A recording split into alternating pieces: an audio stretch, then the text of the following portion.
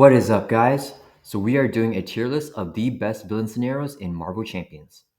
This won't be a difficulty ranking, but just my personal favorites and villains I like or don't like. I really like this tier list that I found on Tiermaker, so I'll put the link to it in the description. So the tiers that I have are the absolute favorites right here. These are the cream of the crop. I probably won't put too many villains in this tier, maybe just like a top 3 or something like that. Next, we have the always love playing tier. So these are villains that I always look forward to playing and love playing them whenever I have a chance to. Next, we have the neutral tier. So these are villains that I don't necessarily like a lot or dislike. They might have a mechanic that I like a lot, but something else is really annoying in their scenario, which balances them out to me and will land them in the neutral tier. And then we have the I hate these guys tier. So anyone here I don't like playing, and I try to never play them unless I have to. And then we also have the I haven't played yet. So I haven't played every single scenario in Marvel Champions. I think there's about a handful that I haven't played yet. So let's go ahead and just put that one first. So we have Absorbing Man and Crossbone, so I have not played yet. So I don't own the Rise of the Red Skull. My friend has it, and he didn't let me borrow some of the scenarios like Red Skull and Zola. And we played Taskmaster in multiplayer, but I haven't played these guys. I also don't own the Hood. And then let's see. I also haven't played Spiral yet. My wife just got me Spiral or Mojo Mania for Christmas. So we played Mojo, a couple of times, and I played Magog in multiplayer, but we haven't gotten to Spiral. And then I also have not played Risky Business. And I'm not sure why I actually got this with the core set when I first started playing the game. But I jumped straight to Mutagen Formula, and I've never gotten around to playing the Risky Business scenario. I heard that it's pretty simple and a little bit too easy to game. So I think maybe just the reviews on it have kind of deterred me from playing it, but I do want to get around to it sometime. So I think these are the only scenarios I haven't played yet. So let's go ahead and just start the tier ranking, and we're going to start with whatever is the first villain right here, which is the Collector 1. So this is Infiltrate the Museum. So the Collector 1, let's see. Collector 1 is basically you're trying to infiltrate the museum and defeat him. And every single card that you have in play, so if it's an ally or like an upgrade, if it leaves play, then it goes into his collection.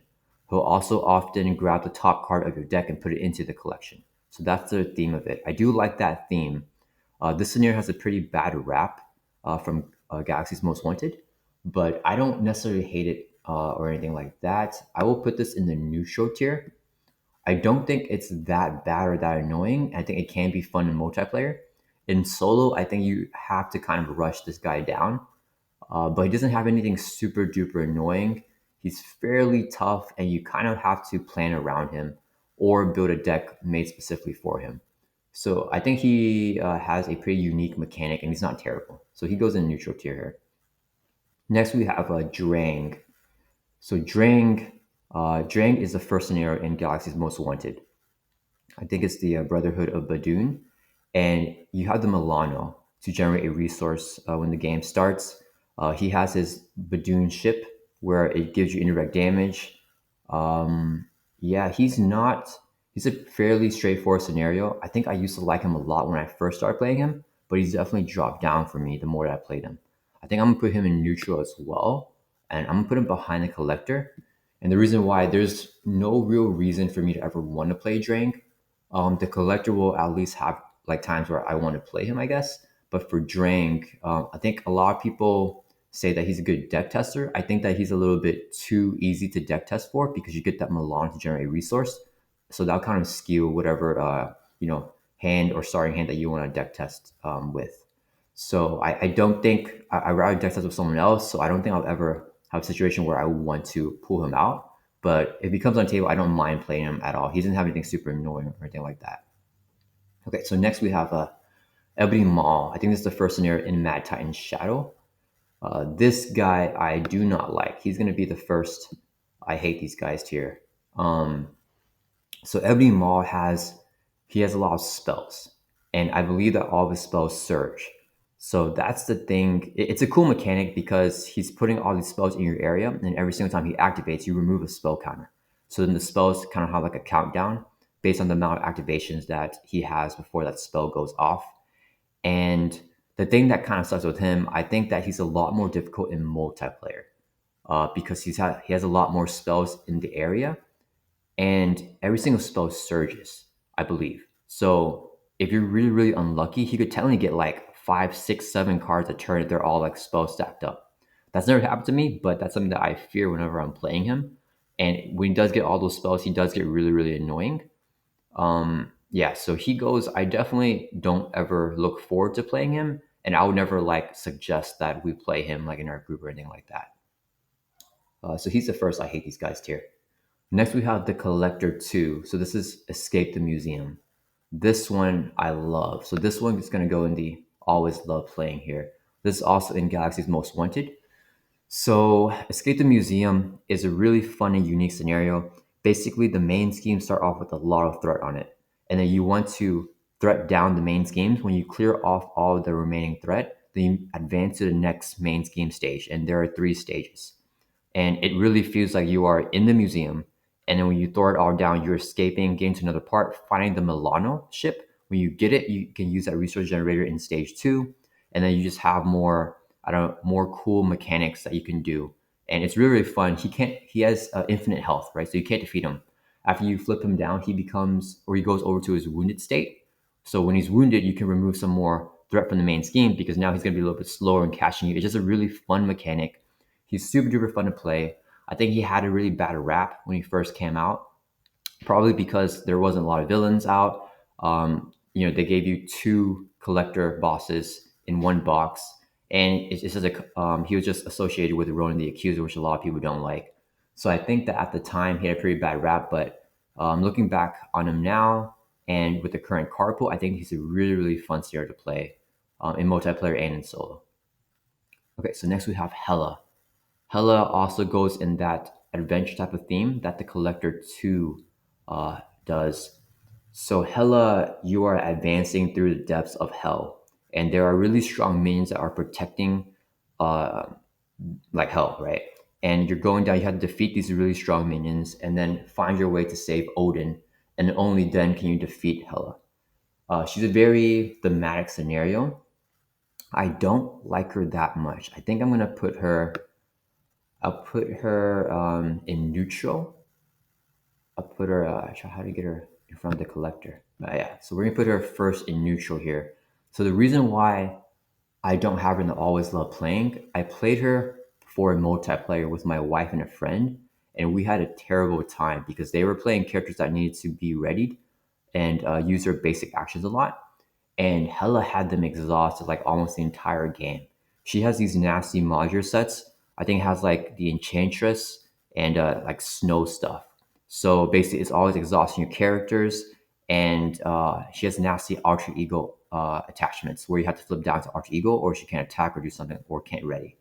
So stuff like that is pretty annoying. So yeah, she definitely has a fun mechanic, but because of the annoying stuff, I'm gonna put her in the neutral tier where she's just kind of balanced out. Next, we have Kang the Conqueror. Kang is really, really cool. So basically, when you're facing Kang, the first version after you defeat him, he'll split up into multiple versions. If you're playing solo, then it's kind of there's nothing really novel with it. But you're playing multiplayer, he splits up your game area into the amount of players, so you separate from every other player that's playing the game. And you guys can't help each other, and you face different variants of Kang. So there's like Kang Ramatut, like the Egyptian Kang. There's like Kang Iron Lad. There's like the super smart Kang, and I think there's like another one too that I don't remember the names for. Oh, the Centurion's like the really strong or something like that. But yeah, basically, he's really, really fun. I'm gonna put him in the neutral tier. He's definitely a lot of fun. I find him a little bit harder in multiplayer, like Ebony Maw. I think most scenarios are easier in multiplayer and more forgiving, but Kang is definitely one of those ones that I feel a lot more difficult. And for sure, he's in neutral because he also has a lot of nasty alter ego actions, just like Hela. He has these obligations, and you can only get rid of them in alter ego, and they do nasty stuff to you. Like you take a damage if you use a basic exhaustion, like a basic activation, I mean, or you'll like, I think there's ones where like he'll take cards from the top of your deck and just keep them there. So he has pretty nasty stuff that kind of balance him out. And so he'll go to neutral for me. Next, we have Klaw. Klaw is a core set villain. He's a lot of people's go-to deck tester. He's a pretty uh, face value type of kit. He has the Masters of Evil as his recommended modular set, which are some pretty strong minions. I think Claw for me will go in neutral, and I think I'll put him in front of Hela. So I don't mind playing him, but I don't. I think a lot of people also have him as a deck tester as well. I don't like deck testing with him because I feel like he mills the encounter deck really, really quickly. He just, I remember whenever I first started playing him with my friend, we milled down almost the entire encounter deck just from the setup, from trying to get a minion into play. And then he ended up getting like 2 acceleration tokens within like 3 rounds of the game. So that was pretty terrible. And he has pretty high variance because he has, in standard, he has 0 attack. And then he gets 2 boost cards per activation. So he can swing for like 6 or he can swing for 0. So you don't really know. And then that variance kind of changes whether you want to you have specific builds against him. So yeah, overall, he's not bad. I definitely don't mind facing, but there's nothing about him that I particularly like. So I'll put him in the neutral tier here. Next, we have Loki. Oh yikes. Okay, so Loki is definitely gonna go in the I hate these guys. I do not like Loki. Loki is a pretty terrible scenario. So I think Loki is very difficult in the beginning, whenever you first start the game. He has the War in Asgard, which is a side scheme that has an acceleration icon, and then he has a lot of different mechanics and gimmicks that make him feel like a trickster. Right. So each time you defeat a side scheme, you review the top card of the Infinity Stone deck because he has the Infinity Gauntlet with him. He stole it from Thanos. Yeah, so he is the Mad Titan Shadow. I should have probably mentioned that. So after you defeat Thanos, you face Hela, and then Loki picks up the Infinity Gauntlet from Thanos and he steals it. So you have to face him. And then yeah, so back to his thing. So each side's gonna you defeat from him. You have to flip an Infinity Stone and put it into play. And then you also switch Loki with a different Loki variant. There's like 5 Loki variants, and you have to defeat at least 3 of them to win on Expert, and they each have 20 hit points. And then if you defeat a Loki variant, then you move from the encounter deck until you get a side scheme and you put that side scheme into play. So it's a lot of moving parts. And the thing with him is I feel like he's difficult in the beginning. He's annoying because he has the same modular sets as Hela, where you have to flip to Alter Ego to get rid of the Alter Ego attachments and stuff like that. So he has all the annoying stuff, and then it's hard that you get it out early in the beginning, like the attachments. But he's very annoying because he has so much hit points. So after you stabilize against his scenario, I don't feel like he's that difficult anymore.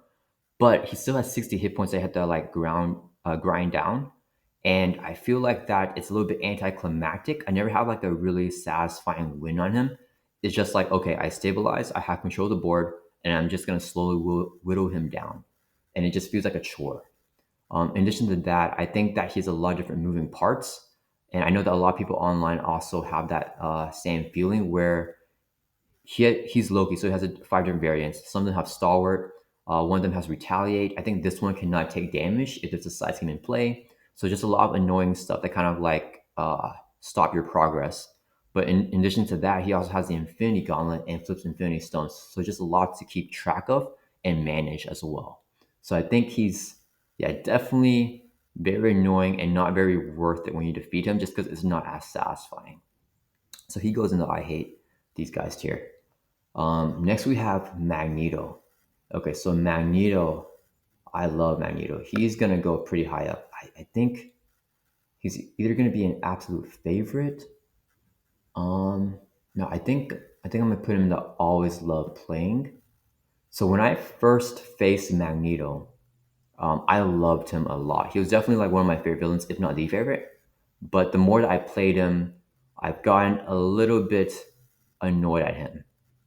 Okay, so Magneto's scenario, he feels epic. He is an epic boss fight, and he's very difficult. He's one of the hardest scenarios in the game. He has the mechanic of the magnet counter. So each time he attacks you, he places a magnet counter on the main scheme, when there are 3 magnet counters, you discard from the encounter deck until you get a magnetic card and reveal that card. So it's often dealing you more than one encounter card per turn because of those magnet counters.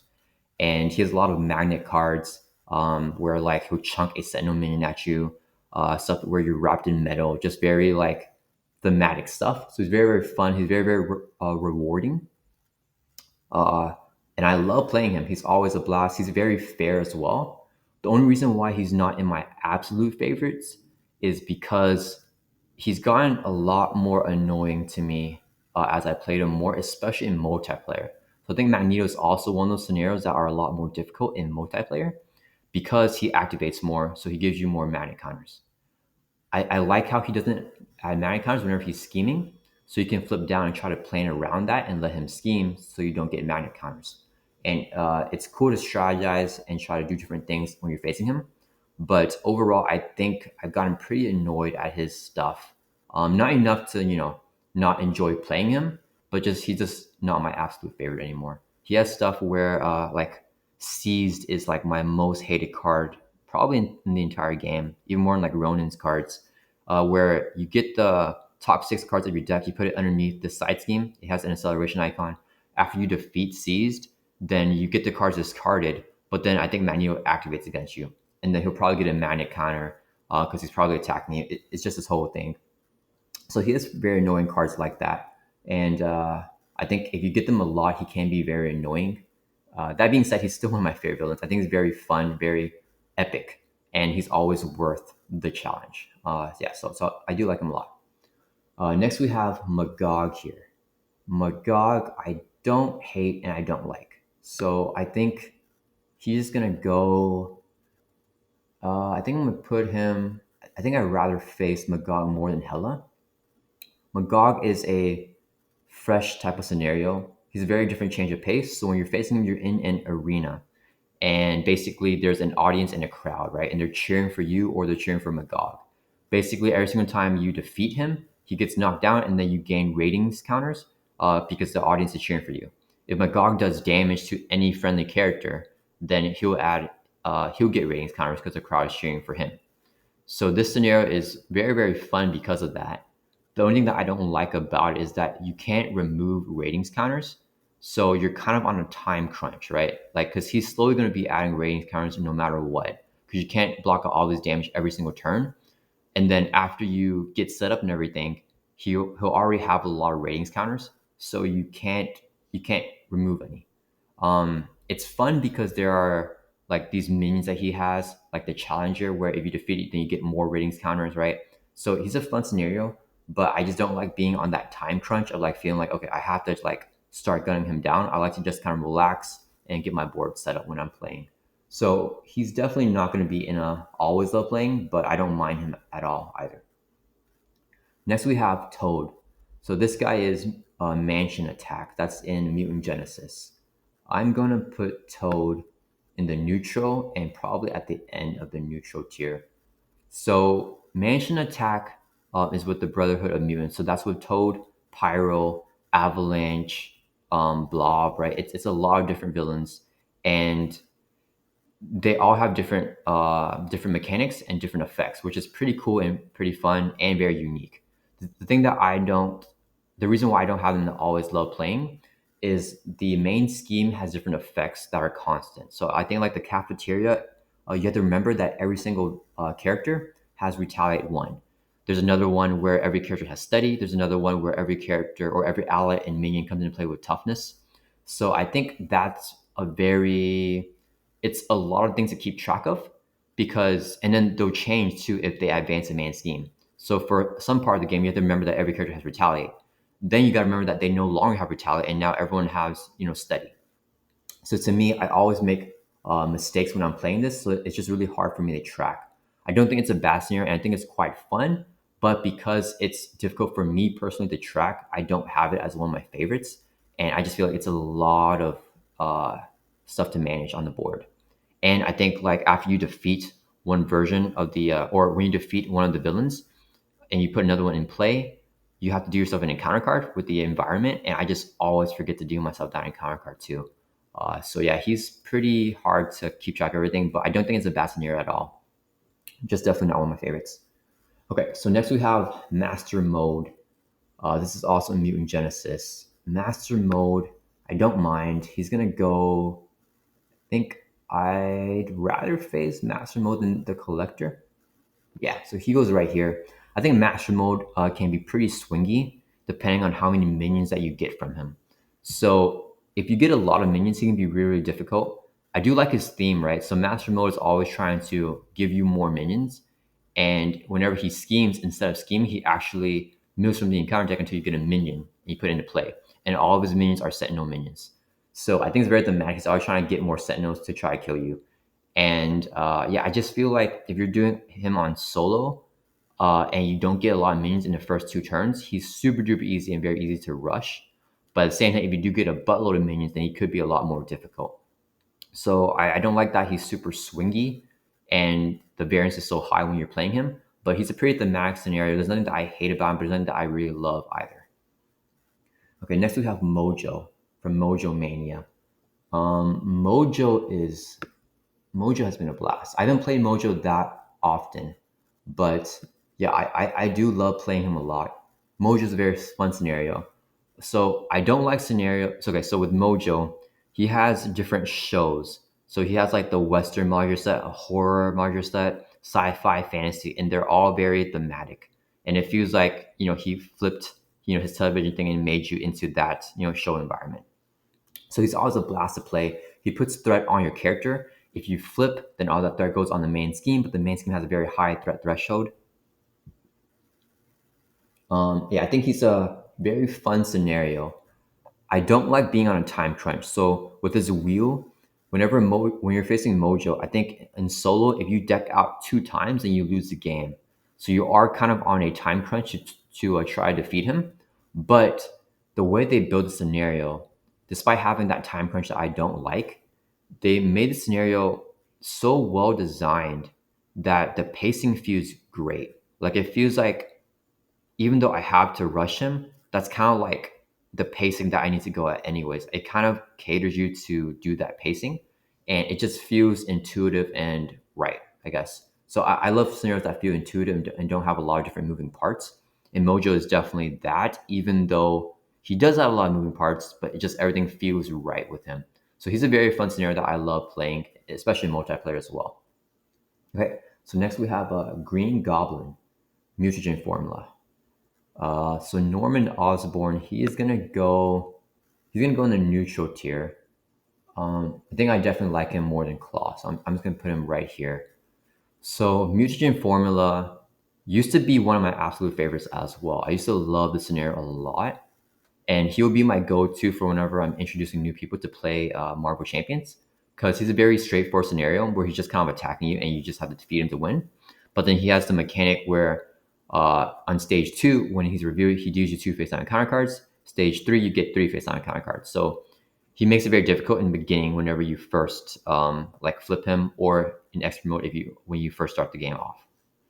The reason why he's neutral now is that I felt that as I play him more and more, he's very anticlimactic, kind of like Loki, and he gets very easy after the beginning, right? So if you can stabilize and just manage the first encounter cards that he deals you, then the rest of the game is kind of boring, and he's not as long as Loki, right? He doesn't have as much hit points, so it's not as annoying as Loki, and he doesn't have those nasty alter ego attachments either.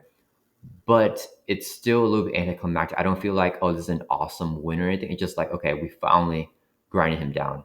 So yeah, he's not my favorite scenario. There's nothing that I particularly love about him. He's just very straightforward scenario. I think that he's a pretty good deck tester too, especially with those encounter cards, because you can see if your deck can handle early game pressure. So yeah, I do like him. He's just dropped a lot for me as I played more unique scenarios. Okay, so next we have Mysterio. This is from Sinister Motives. Mysterio, I do not like playing. He's gonna go in the I hate these guys tier. I'm gonna put him before these guys because I love his theme. He's very on theme. I think they nailed his scenario. So basically, when you're playing Mysterio, he puts a lot of encounter cards into your player deck. So when you draw his encounter cards, you deal yourself as a face down encounter card instead, and you draw another card. So it really fits that illusion type of theme. and he's very, very annoying. He has so many things that kind of like block you from trying to attack him. And that feels just like the actual real comic book character of Mysterio, where he's not that strong himself, but he's a lot of different mechanisms that kind of like block you and trick you and stuff. So he's a very, very thematic scenario. But I think because he's so on theme, they nailed the fact that he's very annoying as a character as well. And you just can't ever get to the real him.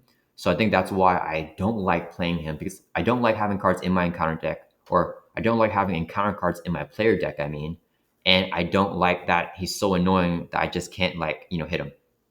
So he definitely goes in I hate these guys list, but I appreciate the theme of it. And I think he's a very cool and unique scenario. He's just not a scenario that I like playing.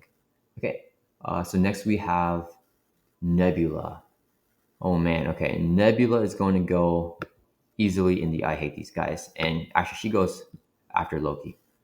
I don't know if you guys know this about me, but Nebula is my most hated scenario in Marvel Champions. I do not like Nebula. I don't think that she was well designed.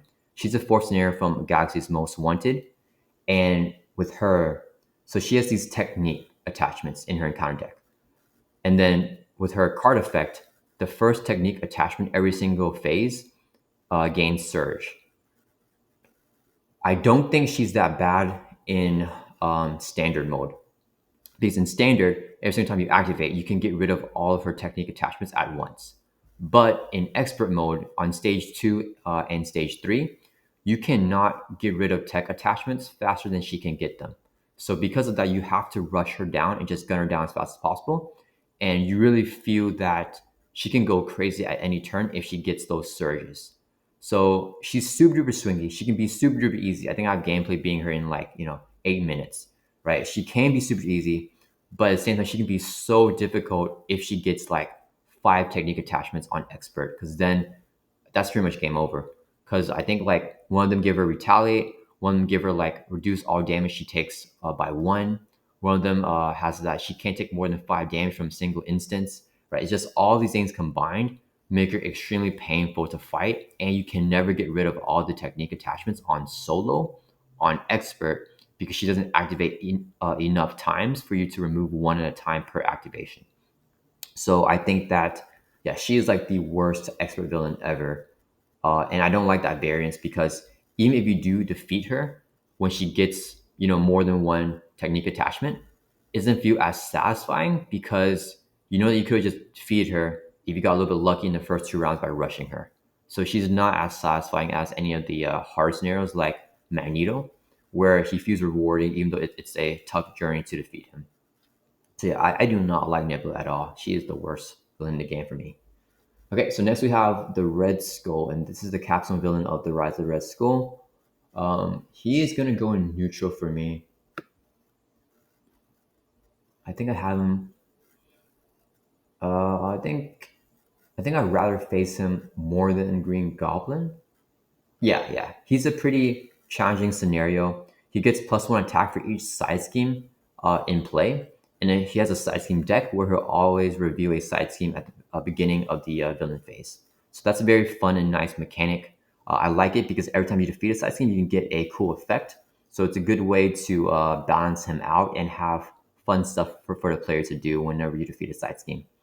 He's not the hardest villain in the game, but he's challenging and he's fun to play.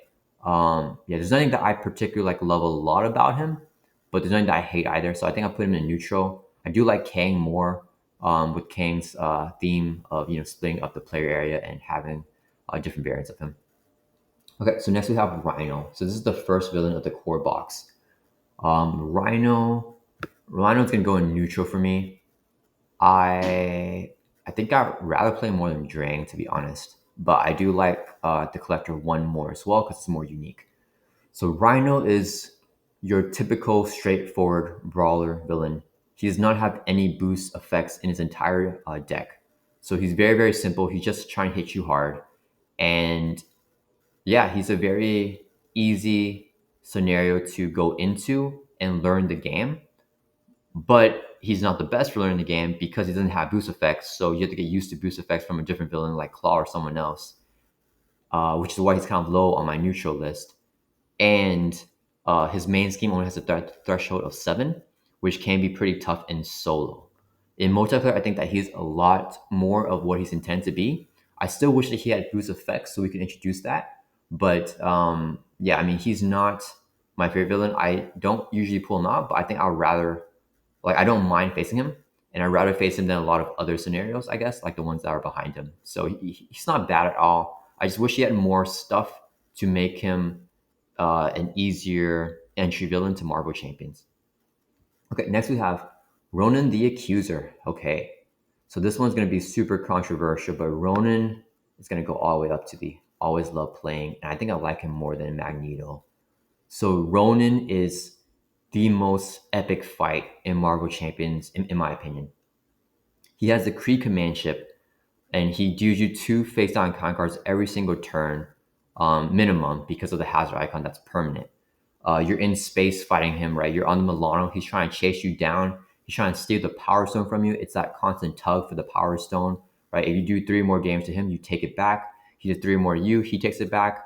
If you have the Power Stone, or whatever player that has the Power Stone, he's hitting you with 2 boost cards because he really wants that Power Stone. He has superior tactics where you can't unattach the Power Stone from him. He has his second main scheme where you can't remove threat from it if he has a Power Stone. So it's all of this stuff is like stacked together against you, and it's just a very, very tough scenario. And it is one of the ultimate challenges in Marvel Champions. I love playing him because it is the most rewarding fight in the game. It's always a gruesome battle. So because it's so gruesome, he's not going to be my absolute favorites because it's such a tough battle every single time. But I love that challenge of facing him. And like I said before, there's not much better feelings in Marvel Champion than defeating him. He is super satisfying to control and defeat. And he's fun to face on Rush as well, just because it feels like at any turn you can lose. And I think Ronan is just I don't know, he's one of the most difficult villains in the game. He's always stacking pressure on you. He's just super duper thematic, super epic, and just give you the ultimate epic battle in Marvel Champions. So I do love him as a villain. Even though I know a lot of people hate him, he has a lot of surging. I think the only really nasty cards are he has the Fanaticism, obviously. So that's an attachment where he gains Overkill and Piercing. And then that card just surges. So if you get that card, it's kind of like, oh man, like he just got something good, and then he's going to surge right away. And the other card is the Rogue Vessel, which comes in the Ship Command Modular set, where that surges as well, and it deals 1 damage to every single player at the end of the villain phase. So those are the 2 most annoying cards from Ronan's kit. But I don't think he's as annoying, especially now with the bigger card pool. It's just that I think he's known for surging a lot because a lot of his cards surge, but the other surge effects aren't as bad as those 2, in my opinion. So yeah, Ronan's still hard. You have to plan a lot around, but he's well worth it, which is why he goes all the way up here for me. Okay, so next we have Sabertooth. This is the first scenario in Mutant Genesis. Sabertooth is going to go, I don't mind him and I don't love him. So he's going to go in the neutral. Let's see, would I rather face Sabertooth or Magog? Probably Magog. I think I'd rather face Sabertooth. I think I would rather do Hela than Sabertooth, actually, but definitely more of Sabertooth than Master Mode. So Sabertooth is a very thematic scenario and very unique as well. Basically, you have the Senator Robert Kelly, and you're trying to protect him, and Sabertooth is trying to kill him. And basically, it's very on theme, right? I think if Sabertooth kills Robert Kelly, then the world thinks that mutants are dangerous and stuff like that. So you want to try to protect that perception of mutants, and you need to protect this Robert Kelly guy who hates mutants. And basically, whenever you find Robert Kelly, he becomes your ally. He can't really do anything, but all Sabertooth's attacks go at him after he becomes your ally, and you have to defend to redirect the attack towards you. I think that's a fun, unique mechanic. The reason why he goes in here for me is because of his constant healing. So you have to burst down all of his stages. Every single time Sabertooth activates, you discard the top card of the encounter deck, and then you heal him by whatever the boost icons are. So he can get super long and super annoying, especially in multiplayer. But I don't think he's that bad of a scenario. He has a fun, unique mechanic. is just not my favorite, I guess. Okay, so next we have Sandman. This is from Sinister Motives, another Spider-Man villain. Sandman's gonna go in the I hate these guys. He's gonna go right after Mysterio. So Sandman, I love the Sinister Motives box because they really nailed every single Spider-Man villain. And I think that they nailed Sandman right on the head. He is so thematic, right? It feels like you're drowning in quicksand when you're facing him because he's constantly trying to mill the encounter deck. And he has these sand counters that you have to like, I think, exhaust to remove sand counters. But if you let him stack up those sand counters and he mills a bunch of cards, then he's decking out constantly, and there's going to be so many acceleration tokens on the main scheme.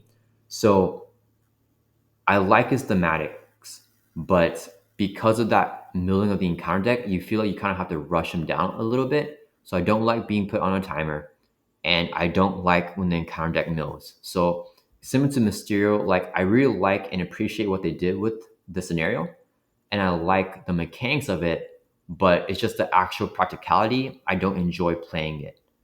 So he definitely goes in the I hate these guys section, even though I really appreciate what his scenario is. Okay, so next we have the Sentinels. So this is Project Wide Awake, a scenario in Mutant Genesis. I love this scenario. This definitely goes into always love playing. I don't know if I think I like him more than Mojo. Do I like him more than the Collector too? No, definitely not. I like the theme of it a lot. So like a lot of scenarios that I was talking about with Sinister Motives, I think that Project Wide Awake is one of my favorite themed scenarios. So it feels just like the 90s cartoon where you have to rescue Jubilee from the mall, or you don't have to, but if you do, then you get her as an ally, right? Every single time the Sentinels defeat an ally that you control, so if you're trying to chump block, they will capture that ally, and then if they capture enough of your cards, then they win the game. So basically, you have to take a lot of attacks to the face to prevent them from stealing all your allies. And then they'll often take the top card of your deck and capture that card as well. So yeah, he's a fun scenario, very thematic, very similar to the Collector One, Infiltrate the Museum, because the Collector is trying to add stuff to his collection, and the Sentinel is trying to capture your allies or your cards. So he's a very thematic scenario, very fun. I always love playing him. There's nothing really bad about it because you can save mutants as well, and then you get these set aside mutants into play as your ally. So that's a very fun mechanic as well. He's a very cool scenario. I do like playing him. He's someone that I always look forward to. Next we have Doc Ock. So this is from this is a Sinister Six scenario from Sinister Motives, and you guys know I love the scenario. I'm gonna put it in the always love playing. I'm gonna put it above Infiltrate the Museum and behind Magneto. So this is another scenario with multiple villains, and you have the Sinister Six. So you have Doc Ock, you have Hobgoblin, you have Craven, you have the Vulture, right? You have all the classic Spidey villains. This is super duper fun, very thematic. It's very similar to the Collector, where it's an adventure based, and you're trying to thwart down the schemes. After you thwart it down, then you can win the game. And then they're always swapping out on different villains, and there's always trying to attack you and take you out. And yeah, it's a very fun, very thematic scenario. I love Doc Ock as a villain. It doesn't go any higher because I do like the epic feeling of like a Magneto or a Ronan more. But if you take that aside, he's really really fun. Yeah, and I do like Sinister Six a lot. I like him more than the Collector, just because I like the Spider-Man villains a lot more. But they're very similar scenarios. Yeah, I think their mechanics are actually very very similar. But I do just like seeing Doc Ock and the Spidey stuff a lot more. Okay, so next we have Taskmaster. He is from the Rise of the Red Skull. Taskmaster, I love playing. He's gonna go up here. I'm gonna put him last in the always love playing. He is super duper fun because he captured a lot of Avengers allies that you have set aside. Then he has these side schemes in his encounter deck, and if you can get them out and defeat them, then you get these set aside allies under your control. So that is really fun. I think you have like White Tiger, you have Shang-Chi. They're different and really strong effects. And it's fun to get those allies and have them on your team to help you take down Taskmaster. He does have an annoying mechanic where every time you flip, I think it's from Alter Ego to hero form, you place like a threat on the main scheme or something like that. I'm not sure. I don't remember. But that's not that bad of a detriment. And he's still a super fun scenario with getting those allies and just he's pretty straightforward with that as well. Yeah, so I do like facing Taskmaster. Okay, so next we have Thanos here. Ooh, okay. Thanos, I love. He's gonna go in my absolute favorites for sure. Thanos is one of my favorite scenarios in Marvel Champions. It could just be because I really like Thanos as a villain. I love Thanos, but he feels like an epic battle, just like Ronan and Magneto. He's definitely not in the same tier of difficulty as these guys, but I love that epic type of feeling. He has the Infinity Gauntlet, so every single time after he activates, he'll either flip an Infinity Stone or activate all the Infinity Stones that are in play. That's super duper fun, super duper thematic. He has really strong minions, the children of Thanos. Yeah, he's a very fun, thematic scenario. I love playing him. He's a straightforward type of brawler. So there's not much moving parts that you have to keep track of. But at the same time, he's very, very fun. I love playing him multiplayer. He's actually the villain that I've been introducing to a lot of newer players in Marvel Champs whenever we play together. I just love how simple he is, but at the same time, he's very thematic, and people just love Thanos, right? Thanos is a great villain to really get into, but he is a little bit of a challenge. But I don't think he has anything that's too bad. Like chump blocking is a pretty easy way to counter him and make him not as strong. He does have overkill, but he doesn't get it that often. So he's not as difficult, and he's a pretty good way to enjoy Marvel Champions by beating such a strong villain. You know, Thanos is, an iconic Marvel villain. Yeah, so I love facing Thanos here in Marvel Champions. Okay, next we have Proxima Midnight. This is also in the Mad Titan Shadow. She comes with Corvus Glaive in Tower Defense. And these guys go last in neutral. So they are, children of Thanos. Um, I don't, there's nothing that I hate about them, but there's nothing that I like about them either. They go in neutral here because they are a very, very easy scenario. I really think this is the easiest scenario in the game. You can't really find a way to lose them. It doesn't matter if you're building, it doesn't matter if you're rushing. You're just kind of straightforward, just try to fight them. And I like the mechanic how you're trying to defend Avengers Tower. That's their gimmick. You basically want to defend Avengers Tower, and they're trying to do damage to Avengers Tower, and you have to defeat them before they destroy Avengers Tower. But with that mechanic, it's just a little bit too easy to where it feels like Avengers Tower will never be destroyed. I think there's not much they can do to really destroy Avengers Tower. So for that reason, I have it at the bottom of my neutral list. I don't mind them at all, but there's no reason for me to really want to play them. Okay, so next we have Ultron. So this is the last villain and the hardest villain in the core box of Marvel Champions. Ultron I like a lot. Um, he's either going to go in the top of neutral or in the always love playing.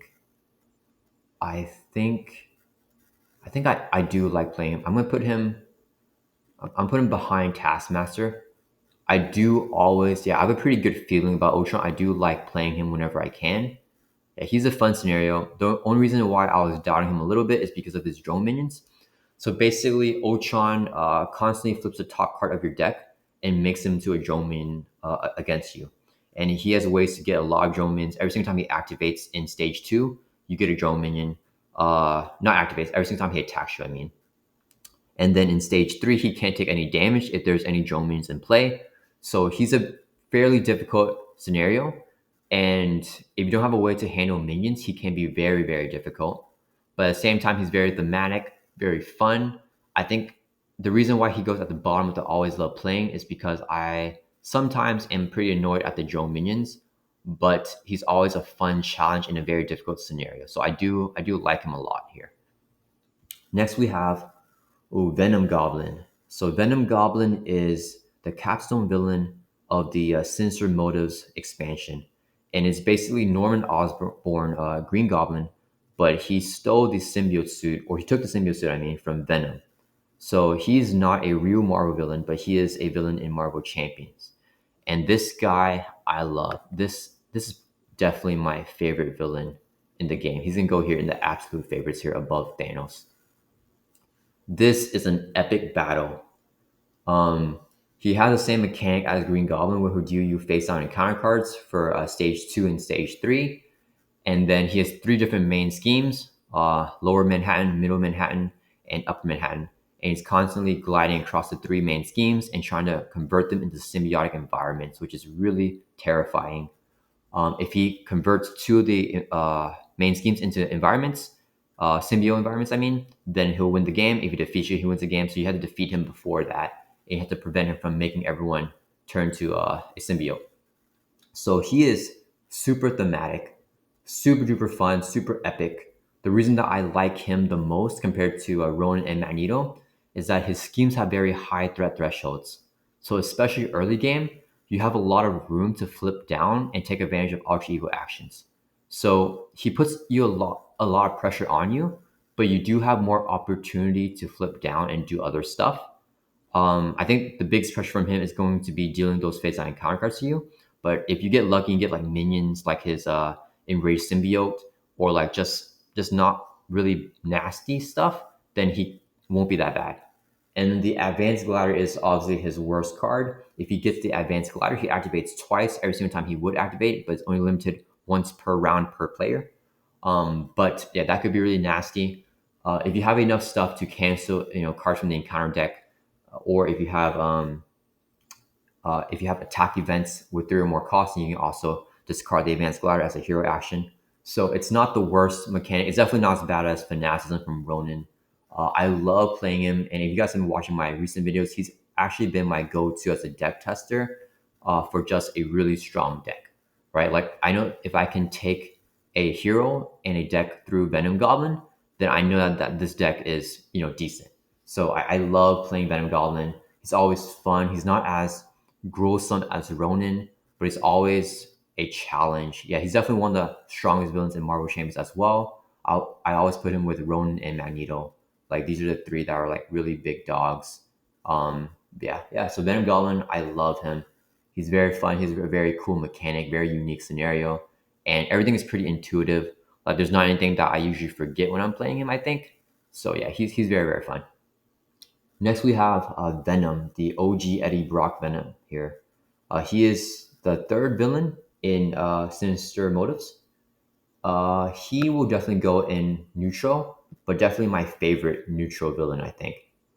So I love him a lot. I love him a lot. He's very, very thematic. He has this bell tower, and every time you attack him, you can instead hit the bell tower.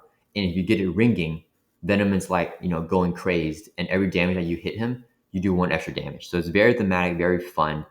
If he does damage to you, and the bell tower is ringing, you actually take the damage off of the bell tower instead, because he can't hurt you while the bell tower is ringing because he has to get rid of the bell tower first, or find a way to manage that. So I think it's very thematic, very very fun.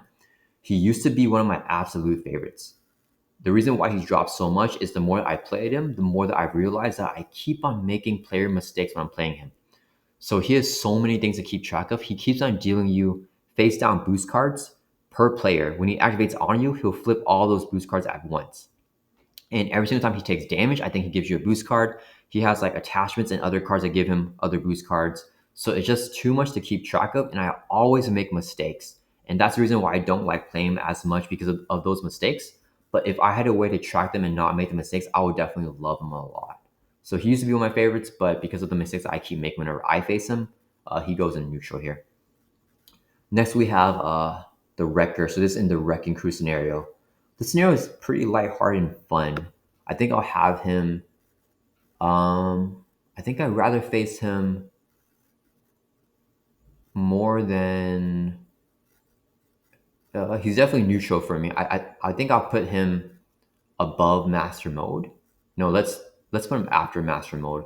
So the Wrecking Crew has a pretty bad rap, which I understand why, right? I think at the time that he came out, there wasn't a lot of scenarios in Marvel Champions, so people were playing the same stuff over and over again, and you can't add modular sets to his scenario, right? So you don't have Shadow of the Past, you don't have any unique modular sets, and the way that I played the game so far, I've only been playing since like July of last year. So I have not played with modular sets that aren't the recommended ones. So I just kind of play whatever's recommended right now, and I'm still having a blast. I haven't felt like I've exhausted this game at all. I feel like I have a lot more to go. And I think the Wrecking Crew, I can definitely see why people get sick of it whenever the modular sets are, like whenever you do want to experiment with other modular sets and you can't with him. So it's always the same scenario no matter what. Can't really mix it up.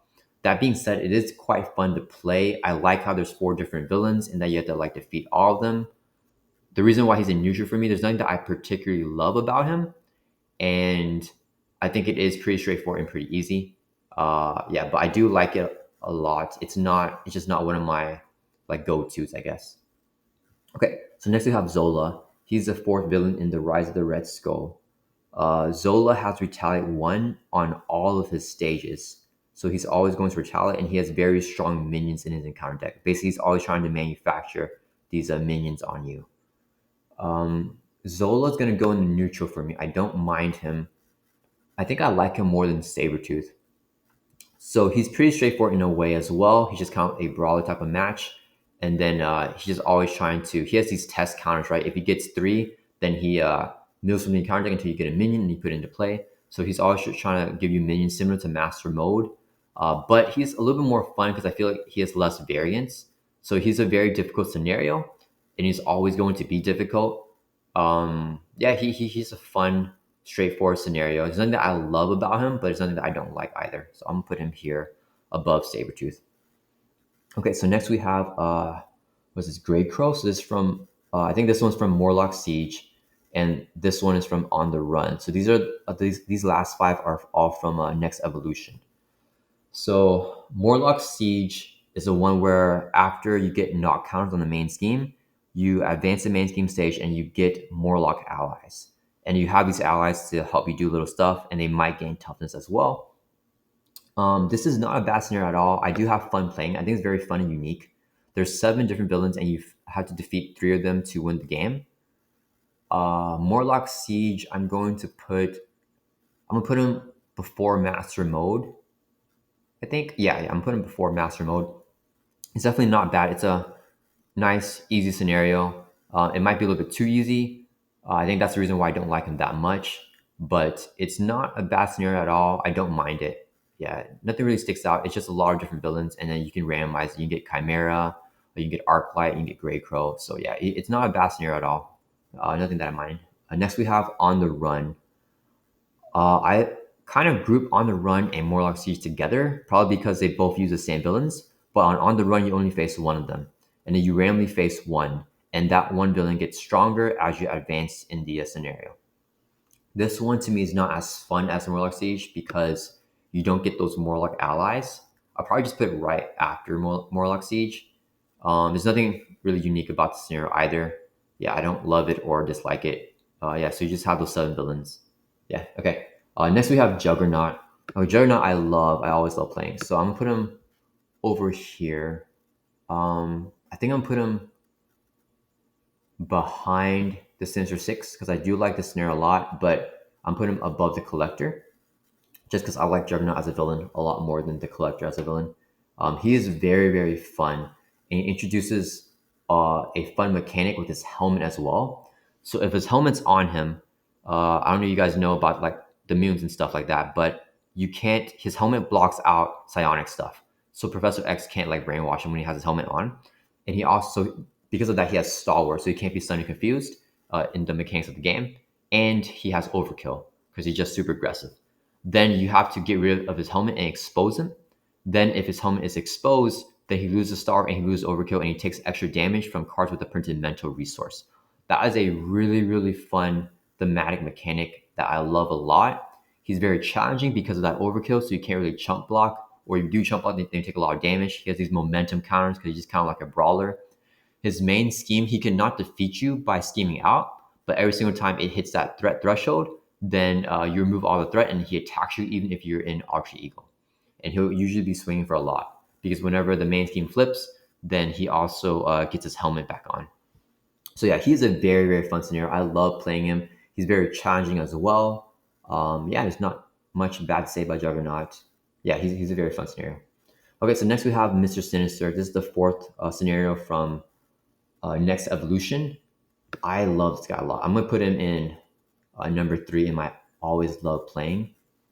So Mr. Sinister, man, he is an epic battle as well. I love these epic type of battles. They're all my top 5 here. So Mr. Sinister, basically, he's trying to always get the best genes to become the perfect specimen, right? So in Marvel Champions, he has three different module sets. He has the flight one, the strength one, and the psionic one. And basically, depending on which main scheme you get, whenever he threats that one out, he starts off with one. So he'll either get like, I don't know, the flight one where he can fly and gains aerial, or he'll get like the strength one where he has, I'm not sure which one he has with that. I think, yeah, I mean, he just has +1 attack. And then he could get like the psionic one where I think he can't be confused, I believe. And he has like +1 scheme. Yeah, like he has oh no, he has retaliate for that one. But yeah, I mean, he's a very thematic scenario where he has all these cool mechanics, and as you advance, if you let him advance, he'll get more genetic stuff put into him. So he's very, very fun, very thematic, very difficult scenario. I love him on multiplayer as well. Yeah, he's just a very fun challenge. Every single time you give him a status card, he adds threat on the main scheme. So I think that's a very fun way to balance out statuses because statuses are so powerful in Marvel Champions. But at the same time, not make them useless with Stalwart because you can still stop the activation, which is usually worth putting threat on the main scheme. But yeah, I mean, it's a very fun, balanced scenario and a very good challenge as well. So I always love playing him. And then lastly, we have Strife. This is Cable's clone, the capstone villain of Next Evolution. Cable, or not Cable, I mean Strife. I mean, well, he is Cable. Well, Strife is, I don't love playing him. He's gonna go in neutral for me. There are parts that I love, parts I don't like. I'm gonna put him. Let's see. I think I like him less than Zola and more than Sabertooth. Yeah, so I'm gonna put him right here. So Strife is a very unique and fun scenario. He's a very fun mechanic. You have Hope Summers. Yeah, there's nothing bad about him, I guess. He has very nasty attachments, psionic attachments that he can give you. And depending on which one you get at the beginning of the game, it could be really rough. But yeah, he's not a super crazy scenario. The thing that I don't like about him is that he has too many moving parts, right? So you have Hope Summers, but she only thwart Strife's grasp, the side scheme that the game starts off with, and she only attack him while Strife's grasp is in play. So I always forget that, and I have her thwart the main scheme or a side scheme, or I have, no, not the main scheme, but I'll always have her thwart a side scheme if I have another one, or I have her attack a minion. So that's just kind of annoying to keep track of. And then whenever you advance the main scheme to stage 2, then you have to remember that all of your player cards have +1 cost and you have a +2 hand size. So it's just a lot of things to keep track of that I always make mistakes on. And if you guys have noticed from a lot of these scenarios, if there's stuff that I make a lot of errors on, I personally feel it's not that intuitive for me, and that makes me not like that scenario as much. So I still like him a lot. He still goes in neutral, but because of those moving parts, he's just not one of my favorites. So yeah, there we go. This is my entire list for all the current villains in Marvel Champions. I think this concludes everything from 2023, but I know that we're having the Age of Apocalypse that's about to come out soon. So yeah, this is my list so far. Let me know in the comments if you guys agree with anything here, or if there's anything that you guys think are crazy that I have, like maybe Ronan and They Always Love Playing here. Yeah, and let me know y'all's favorite villains. Like maybe give me y'all's top 5 or something like that. And let me know if you guys like my top 5. I have all the epic brawler type matches here. I just love that epic one-on-one type of feeling here as well. Okay, so hope you guys enjoyed this video. And yeah, see you guys next time.